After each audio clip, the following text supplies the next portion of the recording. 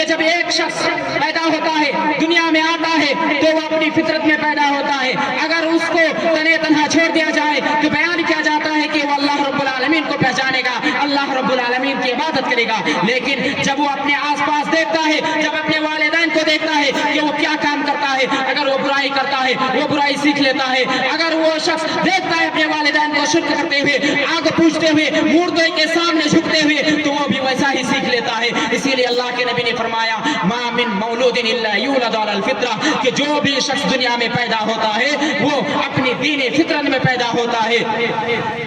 اور پھر اس کو والدین اس کو کبھی مجوسی بنا لیتا ہے. اگر اس کے والدین مجوسی ہوتا ہے تو مجوسی بنا لیتا ہے, یہودی ہوتا ہے تو یہودی بنا لیتا ہے. اتنا ہی نہیں, اللہ کے نبی نے ایک اور حدیث میں فرماتا ہے کہ مرو اولادکم بالصلاۃ, کہ تم اپنے اولاد کو نماز کا حکم دو. وہم ابناء سبع سنین, اس حال میں کہ آپ کے بچے ابھی 7 سال کے ہوئے ہیں, یعنی آپ کے بچے ابھی 7 سال کا ہی عمر پایا ہے.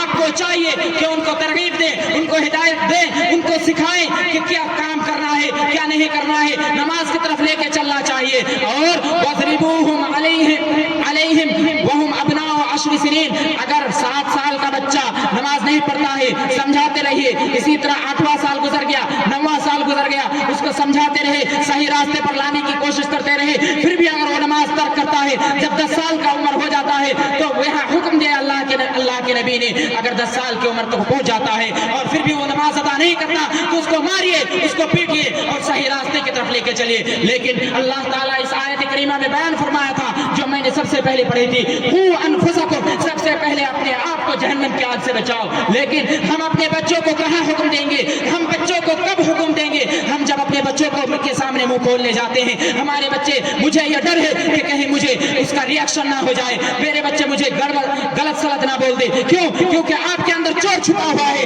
آپ خود اللہ کے راستے سے بھٹکے ہوئے ہیں, آپ خود نماز کی طرف نہیں جاتے ہیں, آپ خود صحیح کام کو انجام دینے کی کوشش نہیں کرتے. آپ اپنے بچوں کو کیا حکم دیں گے؟ عزیزان گرامی, اس بات کو غور سے سوچنے کا مقام ہے کہ ہمیں ذمہ داری دی گئی ہے.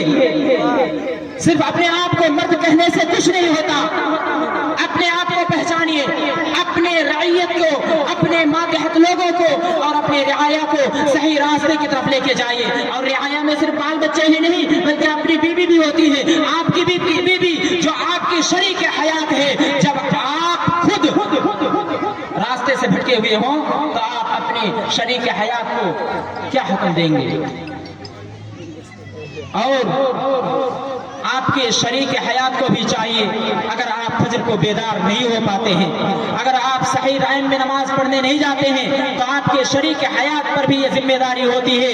اسی حدیث کی بنا پر کہ وَامْرَأَتُ رَاعِيَةٌ فِي بَيْتِ زَوْجِهَا, آپ کی بیوی آپ کے گھر میں ذمہ دار ہے, لہذا آپ کی بیوی کی بھی یہ فرض بنتی ہے جو آپ کو یاد دلائے, آپ کے بچوں کو حکم دے, آپ کو لے کے چلے. اتنا ہی نہیں, اللہ کے نبی صلی اللہ علیہ وسلم نے ہم میں سے ہر شخص جو جنت جانا چاہتا ہے اور یہاں جو ذمہ داری کو بیان فرمایا, اس کو بھی اللہ کے نبی صلی اللہ علیہ وسلم نے ایک دوسری حدیث میں یوں منہ موڑا ہے. اللہ کے نبی نے فرمایا اذا مات الانسان وانقطع عنه عمله الا من ثلاث, کہ جب انسان مر جاتا ہے, فوت ہو جاتا ہے, دنیا سے چل بستا ہے تو ان کے دنیا کی تمام تر راستے بند ہو جاتے ہیں, تمام تر راستے بند ہو جاتے ہیں, ان تک ان کی نیکی نہیں پہنچتی اور نہ ہی ان کا گناہ پہنچتا ہے. ہاں, اگر اس کی نیکی پہنچتی ہے تو ان کے لیے 3 دروازے ایسے ہیں جن کے ذریعے راستے کھلے رہتے ہیں اور مر جانے کے بعد بھی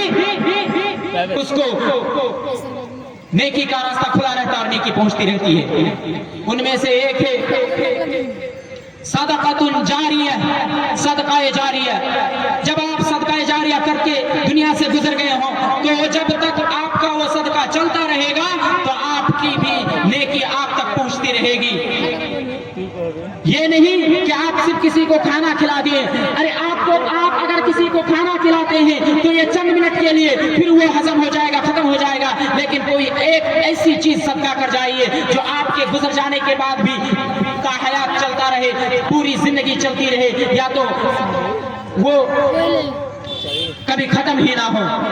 اور اس کی ایک چھوٹی سی مثال، جبکہ اس حدیث میں دوسرا ٹکڑا آیا ہے اولاد صالح یدعو لہ، کہ آپ کے نیک بچے جو آپ کے لیے دعا کرتے رہیں، آپ کے بچے اگر آپ کو دعا دیتے رہیں گے تو آپ تک یہ نیکی پہنچتی رہے گی۔